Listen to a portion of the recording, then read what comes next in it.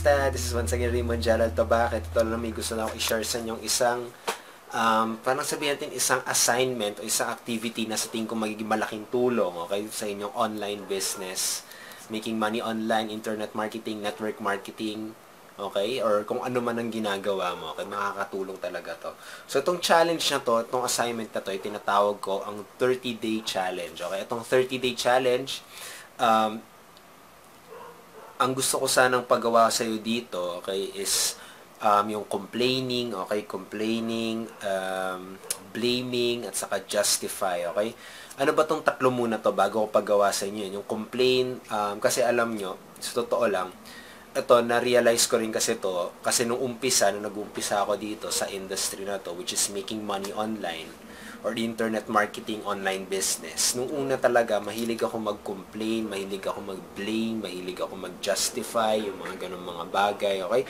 So, blaming, parang ganito, kapag hirap na hirap ako, sinisisi ko yung mga pinapagawa sa akin, sinisisi ko na yung internet, sinisisi ko lahat, okay? Sinisisi ko talaga lahat, sinasabi ko na hindi ako marunong, sinisisi ko na ganyan, ang hirap, yung mga ganyan, blaming, yung mga ganyan, basta yung mga puro negative stuff, okay? Pero to kasi na-realize ko, okay? Nung once na,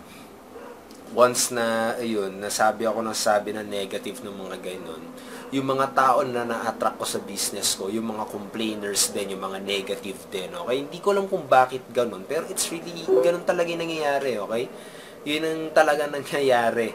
So, eto lang naman, nung once sa tinigil ko yung mga ganong mga bagay, nakakatuwa dito kasi may mga ilang mga prospect na ako, na mga nagsasabi sa akin na nakakatuwa yung mga ginagawa kong videos, na marami sila natututunan, tinatanong kung sino ako, tinatanong kung anong ginagawa ko. Okay, at saka syempre yung mga ganyan, di ba? Of course, nakakapag-build ako ng mas madaling relationship at etong mga malupit pa, okay, yung mga nakakasama ko lagi sa business ko ay tipong yung mga go-getters, okay, yung mga tipong mga positive na makipag-usap, positive na, di ba? Hindi ka na, wala na masyadong, parang sabihin natin na madali na silang kausap at masaya pa silang kasama at kausap, okay? So, yun lang. So, itong 30-day challenge ko para sa inyo for 30 days, okay, for 30 days, blaming, complaining, justify, lahat yan, alisin nyo. Ano ba yung muna yung justify? Justify, parang sinasabi mo na, kapag hindi mo na magawa, parang sasabihin mo sa sarili mo na, hindi ito para sa akin. Hindi ko naman kailangan to, yung mga ganun mga bagay. Don't say that. Once na sinabi mo yan, parang sinabi mo na hindi mo na kailangan ng pangarap mo. Okay? Hindi mo na kailangan yung goals mo. So, ito lang naman, I hope na makatulong to for 30 days kasi sabi rin nila ang 30 days yan yung tipong magkakaroon ka ng habit, okay, para turuan yung sarili mo, lalo na kapag tipong nakasanayan mo, once na magawa mo yung consistently 30 days, okay, 30 days, once na magawa mo yung consistently, walang complaining, walang blaming, okay, masasanay ka talaga na tipong magiging thankful ka, masasanay ka na maging positive ka, masasanay ka talaga na, ayun, okay? So, I know that this will really help you kasi ito talagang tumulong sa akin. Kaya puro mga positive talaga ang mga nakakausap ko lagi sa business ko, okay? Sobrang konti lang ang negative. Sobrang konti na tipong parang 1% lang sila, okay? Parang ganun. So, yun lang naman. I hope makatulong na maigi sa ito and I really think na makakatulong to sa'yo, okay? So, please do this challenge, okay?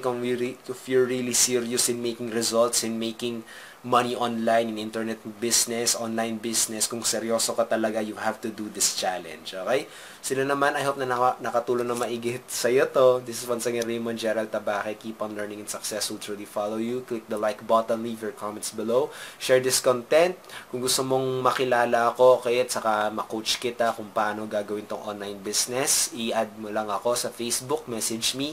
I-type mo lang doon sa search bar, Raymond Gerald Tabake. I-add mo lang ako, feel free. Huwag kang mahiya, okay? Tulungan tayo. And also, ano pa ba? Subscribe to my YouTube channel. Okay? So, yun lang naman. I hope na nakatulong. I hope na magawa mo tong challenge na to. Okay? So, kita-kits na naman sa next video. So, bye for now. Bye!